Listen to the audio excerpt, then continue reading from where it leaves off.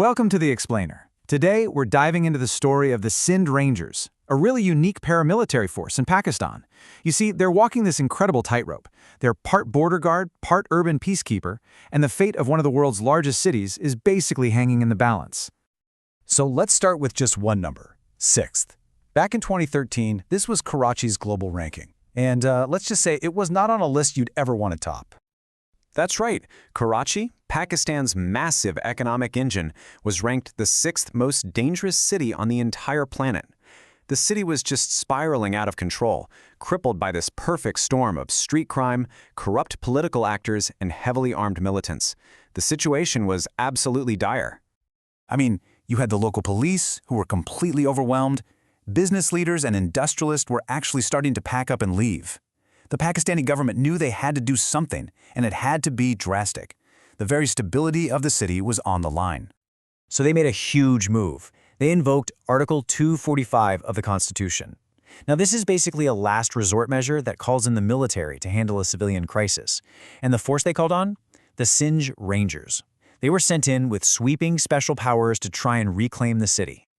Okay, so what exactly was their mission? Well, it was broad, it was incredibly dangerous, and unbelievably challenging. Let's break down what the Rangers were actually sent in to do.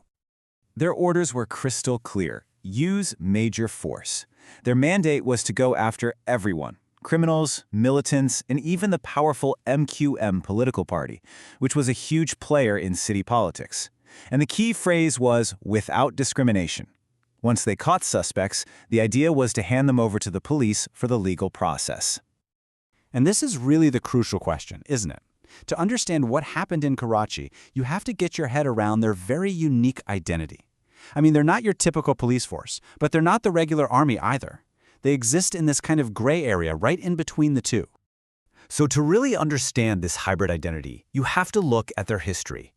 The story of the Rangers is really one of constant evolution, from a small colonial-era unit to the force they are today.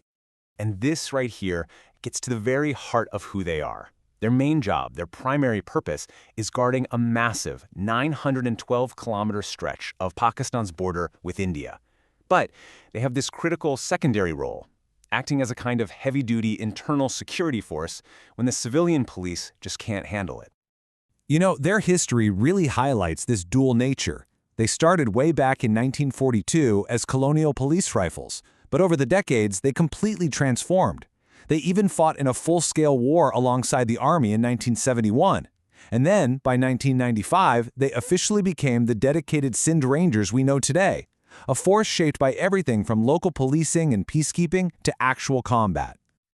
All right, so you give a force like this special powers and a military background and send them into a city in chaos. What happens? Well, the result is this fascinating mix of stunning success and really intense debate. Hey, remember that number from the beginning? Sixth in the world? Well, after years of the Rangers' operation, this was Karachi's new position on that list of the world's most dangerous cities. The impact was just staggering. I mean, look at this. By 2020, Karachi had plummeted from the sixth most dangerous city in the world all the way down to 93rd. By any metric you want to use, that is a dramatic, life-changing turnaround that allowed people in the city to breathe again. But here's the thing. This incredible success story has a really dark flip side. The methods they used to achieve this peace came at a high price, and they sparked some very serious criticism and controversy.